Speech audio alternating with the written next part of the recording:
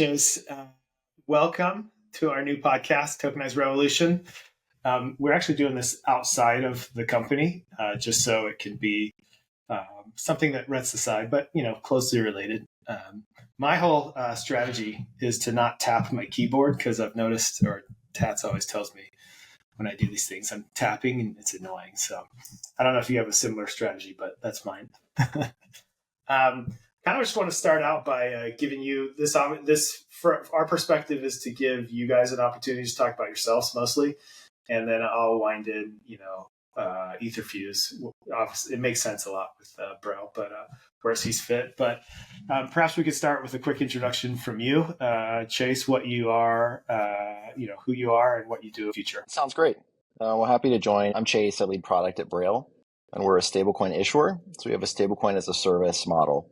And so essentially we've bundled all of the regulatory operations and technology components of issuing a stablecoin, and we've productized all of it where businesses or protocols can issue their own stablecoin in under 5 minutes and then earn the underlying treasury revenue from the stable. And so, there's so many people building with stablecoins these days, and we typically talk with projects, who, often would utilize like a native USDC, which is awesome.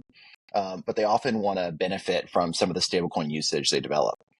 And so by issuing these stablecoins in partnership with these protocols like Etherfuse or these fintech businesses, we can issue the stablecoin quickly, distribute treasury revenue, and then we operate on and off ramps in the US. So we've tried to really make it like as easy as possible, just like turnkey solution for businesses to get running with their own stables. Yeah, and to give some context, I'm Dave, CEO of Etherfuse. Brale and Etherfuse work closely together to do a few things. Etherfuse is primarily focused on tokenization and bonds and bringing kind of sovereign debt on chain. So bringing these currencies on chain. So I think a great partnership is between Brale and Etherfuse to enable stablecoins in a regulated way, denominated in different currencies. And so we partnered up with MXNE. And it's slow going, but we're getting there. And I think we've shown the possibility of doing regulated assets from the U.S. in different currencies, which I haven't really seen anyone else really try. One of my biggest questions for you, Chase, was this problem that you're solving. Other people are trying to solve the same thing. Stables are hot right now. Tokenization's hot. How does Brale differentiate itself uniquely from these other people? And just to give you context, I think it's dumb to say, like, the question I want to get at is like, how are you out competing, or like, how are you different? How are you? What's your competitive edge? But more like, our competitors aren't bad people; they're just solving these same problems as us. How is Brale different? Yeah, it's a really good question. I mean, ultimately, right? Like, if you think about it at a macro level, all of these flows are moving on chain and into stable, which is great. And then from there, it's kind of like there's many stable and there's sort of different products for different use cases. I mean, right, like originally there was, USDT and then USDC, and there's still the vast majority of the market today. These are exceptional products. They have deep network effects, et cetera, et cetera. I think they do have some limitations. Mainly, they don't share any treasury revenue back with businesses who utilize the stable. And so particularly if I'm a business or protocol who's starting to drive some scale, typically I'd want to benefit from the stable. And so kind of like into that opportunity area, there are some different issuers, like Brale being one of them. There are also these other stables that have popped up over the last year or so, folks like Agora, there's like yield bearing stables like Mountain. And so, ultimately I see like these channels of success really for all these stables.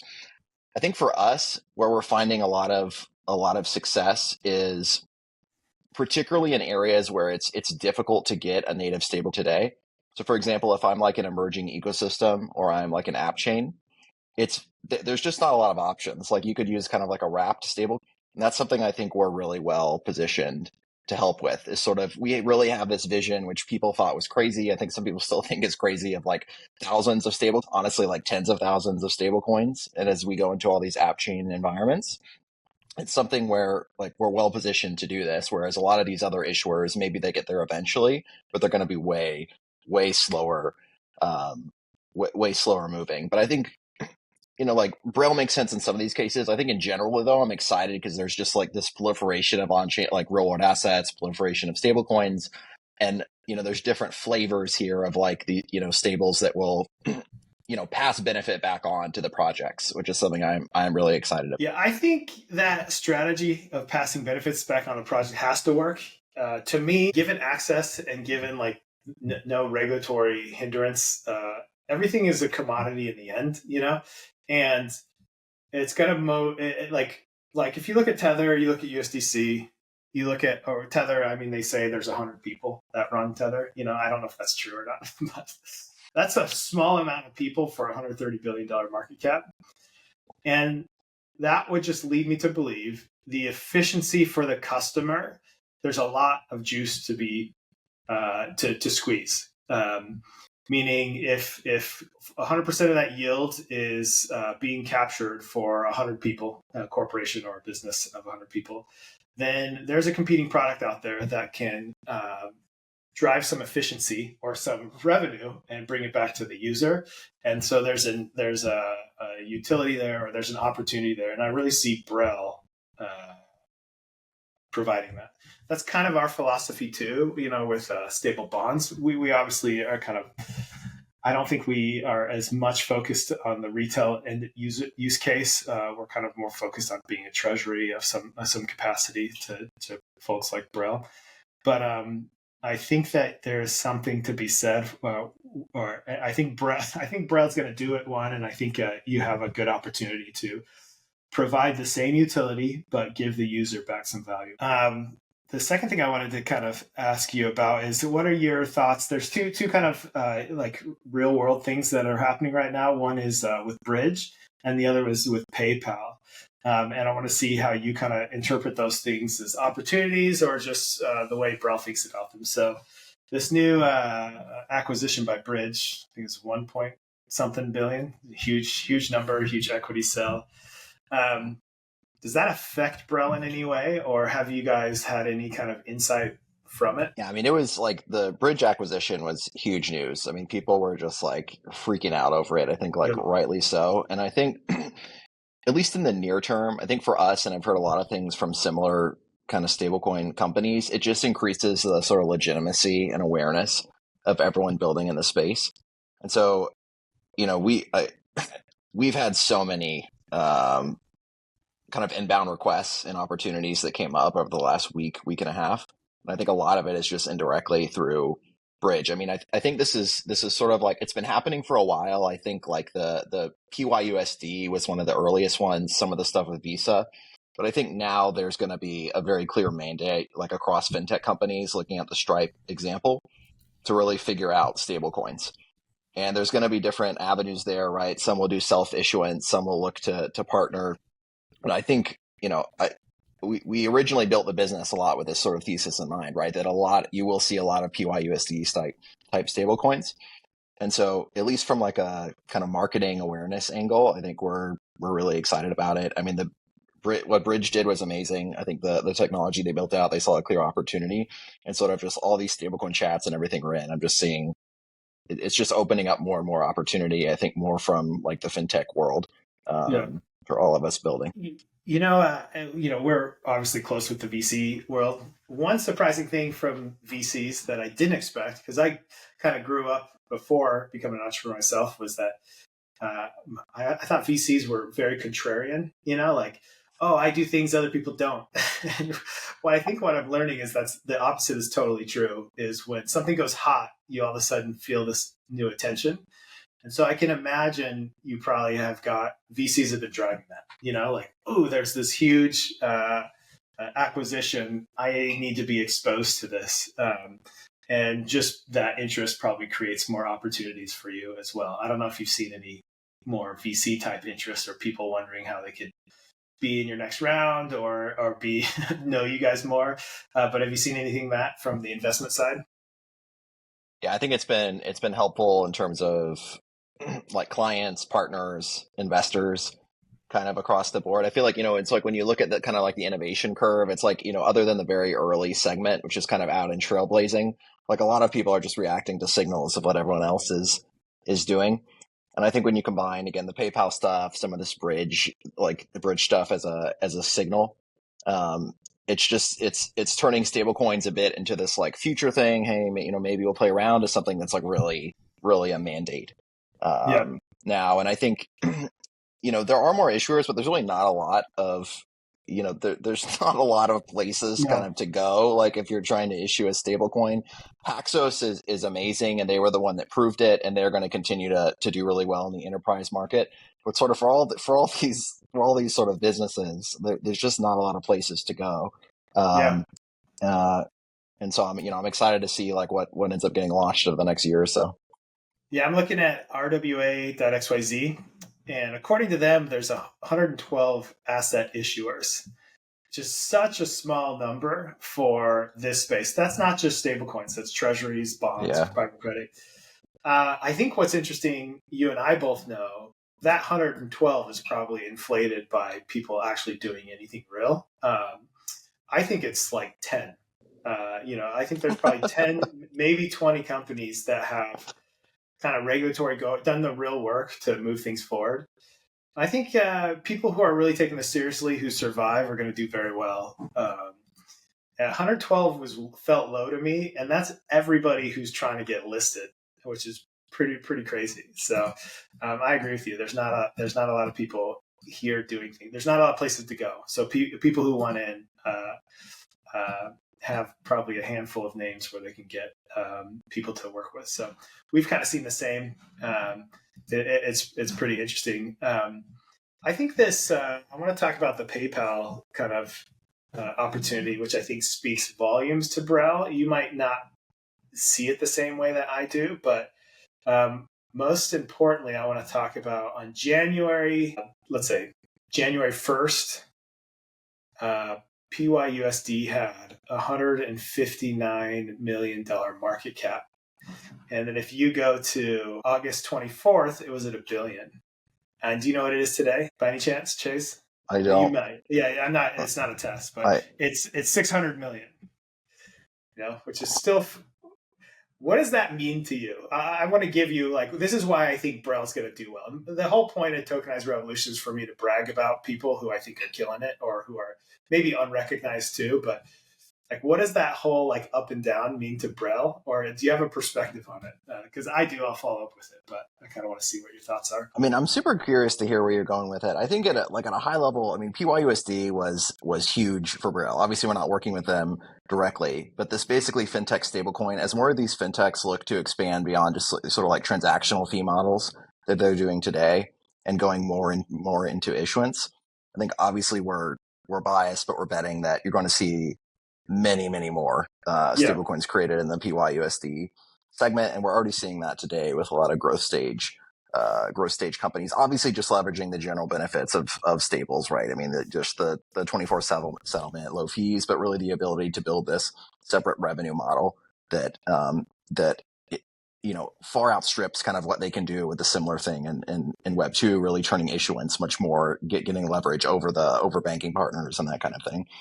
In terms of PYSD's growth, I thought I haven't followed it super closely, but I think hats off in the sense that they really went very serious with the incentives and the DeFi integrations and the stuff on Camino and everything. I was surprised to see that originally, but it worked pretty well. Obviously not all the liquidity stays there, but I thought that was a very serious commitment. Cool to see. Really focusing on the DeFi liquidity angle. And I'm kind of curious to see, it's kind of settled out a bit. It seems like with some of the incentives winding down, and I'm kind of curious to see what the next 6 months look like. Yeah, this is my hypothesis of this all. The friction, before, people were looking for store value, Tether and USDC and maybe a few others. They were trying to give this service of people need a cheap way or a way to hold dollars in in a steady account.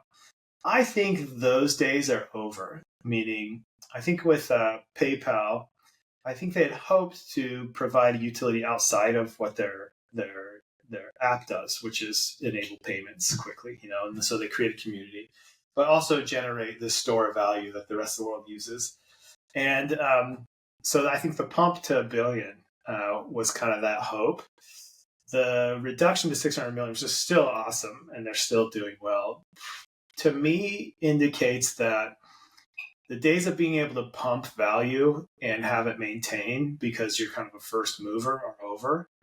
I think you have to create value for your community to get them to use your underlying assets. And your market cap is going to rest at the value you're creating. So if PayPal wants to start enabling crypto payments, the utility that users and the network of those people who are using that service are creating the new market cap. So, I mean, it was a blessing and a curse, this PayPal thing for us. I mean, I've talked to other issuers like Mountain. We offer steady yields, these 5% on bonds. It kind of cut our legs out from under us because people are on Camino getting 20%. So the growth that we would have had, I think we're in it for the long run, so it doesn't matter. Passing on bond yields is going to win in the long run, no matter what, because these marketing schemes, which are great, and I'm not trying to speak badly because I think it was a great idea and it works, but they run out of money where we don't because we just pass on bond yields. But in the short run, it really stifled growth because you have stablecoin yields on Camino that are 20%. No one cares about 7% or 9% state days, So I'm excited to see it come back down because I think in the long run, we have awesome products. But I also think it was a clear indicator that I don't think that the day of these billion-dollar market cap tokens that are stable coins that don't do anything other than provide store value are really going to stick around more.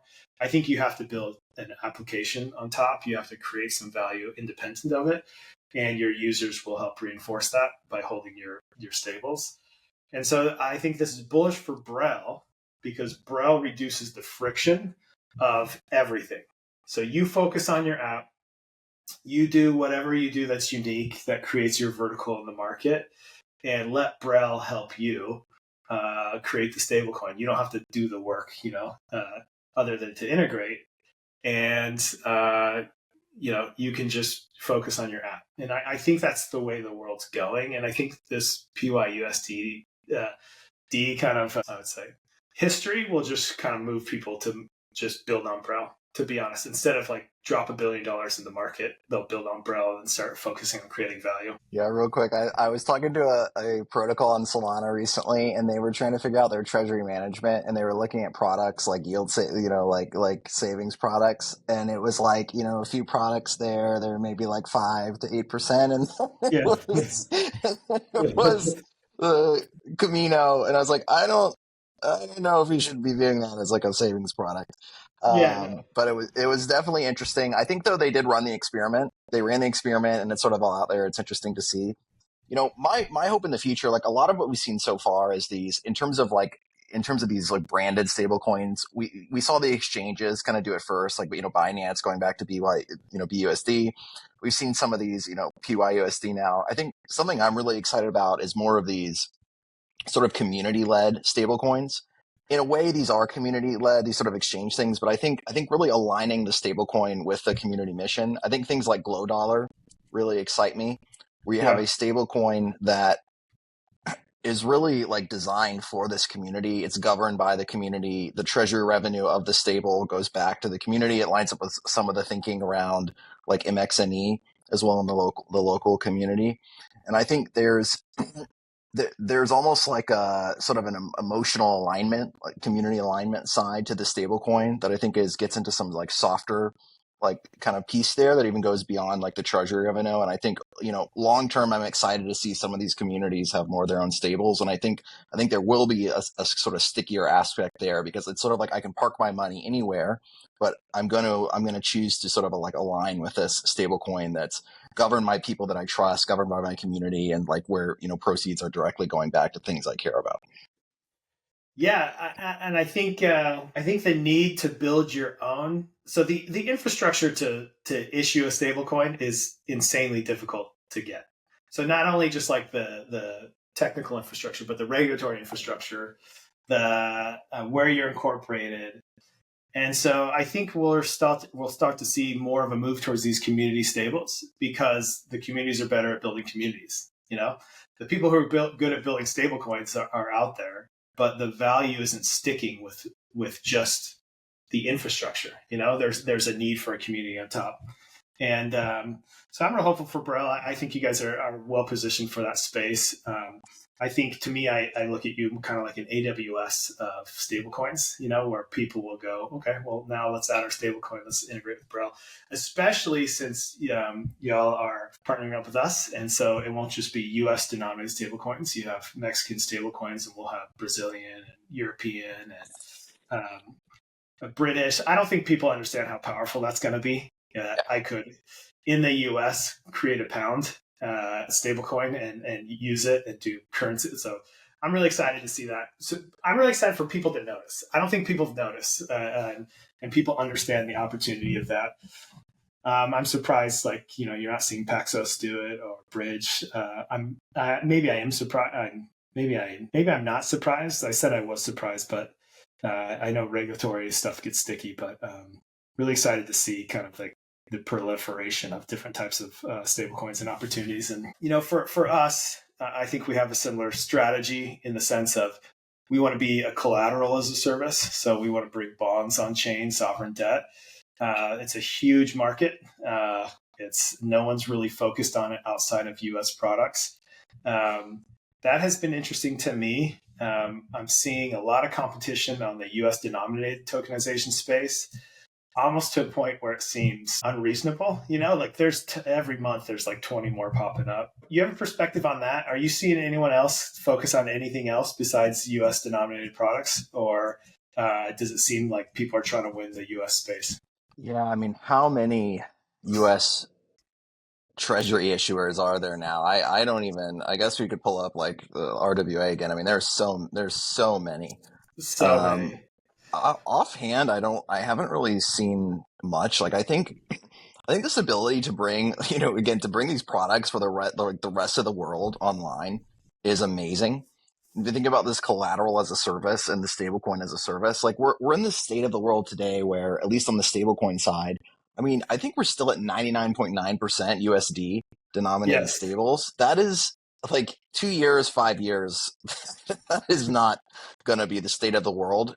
We'll probably retain the majority USD, but there is a huge growth vector along a lot of these stable coins, especially, I mean, looking at all these markets that are also using stables. I think in many cases there's going to be a use case for both the USD stable and the local stable in many of these cases. And so I feel your positioning, and also going through all the hard work, but the ability now to replicate and get some of that network effect around these treasury products and these other jurisdictions is super exciting. And in the same way, we'd hope, a lot of what we've done today is a lot of these USD stables, but I think really the same thing applies, right, though, to all of these, all these community stables in other parts of the world. We can make it as easy as possible, to benefit from a stablecoin local currency. That is crazy exciting. Yeah, I think, if I look at where we're at in the blockchain space, I think, the internet was first created in 1974, something like that. I first remember it in 1997 in high school, 1996, this probably dates myself for being pretty old. But I think I first looked at it, maybe a little bit. So it's 20 years of before it was built to people started using it. I think we're kind of in the 80s right now in the blockchain space. I think, next 10 years. So basically, I'm very bullish on us. I'm very bullish. Anyone trying to solve this problem, it's such a hard problem. It's so easy to go to jail. It's so easy to get in trouble. It's so easy to blow 10 million on legal fees. And so when I look at serious contenders, I think there's 10. Maybe 20, who, if you go through you're like, okay, they're positioned well to keep doing stuff. So I think if we just survive, we're in a great spot. And I think our strategy for alternatives, even our US product, so many people are tackling it that in a way it makes more sense for us just to use them sometimes in our treasury as well. We have direct access to bonds through Europe. But Superstate, they're giving us almost equivalent fees just instead of going direct, and makes it, avoid US rails. So we view them as partners, not just competitors. We're focused primarily on exposing those alternative assets. And I think the hypothesis is, as the world starts to catch up, legally, a lot of these other countries, they enforce these down the road. And I'm not looking forward to that. But like, if you're in Mexico or you're in Japan and you want to invest in the stock exchange there, you have to invest from a native currency. And a lot of countries, after they kind of get like caught up on like how serious this is, they'll start, I think, enforcing these kind of behaviors where like you have to use this currency, you have to pay your rent in this currency or something like that. I see those kind of scenarios happening, and so we want to be positioned well to provide those services when those realities come. But we also think like these communities locally are creating value, and they should be able to be rewarded for that value. And so if a lot of Mexicans are paying each other back and forth, that should benefit Mexico. And so collateralizing that activity off of the local currency helps them kind of raise debt for their own services, for their own infrastructure. So we find a lot of value here. So we're excited about it. And I'm happy. I think we have EU bonds coming out next week. So right now we have pound, we have gilts, we have Brazilian, Mexican, US, and then EU will have next week. So I want to jump on another call with you guys next week and see if we can't get those integrated on Brale here pretty soon too. Oh yeah, just rolling. I know. That's incredible. We actually determined to stop here because like there's so much stuff we could do. AJ and I were talking about it. We could do debt, stocks, like we could do ETFs, but we want to win it with these 5. We think these are great. We want to show end to end like a lot of adoption first, and so we can make it a really good experience. So we're going to stop, but there's nothing stopping us from adding more assets other than, hey, fundamentally, if our project works, it should work with these 5.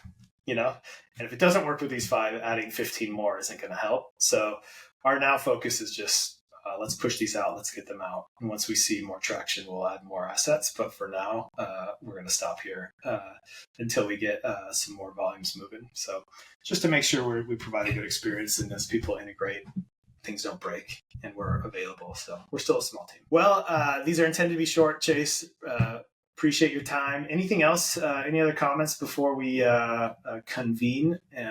Anything else we didn't bring up? So just one thing at the end there, as you were talking, is like we've already seen this in the EU, right? But a lot of the policy and governments, right? Like a lot of the EU stuff is trying to really focus on EU stablecoins, and we'll see this in other jurisdictions, right, over time.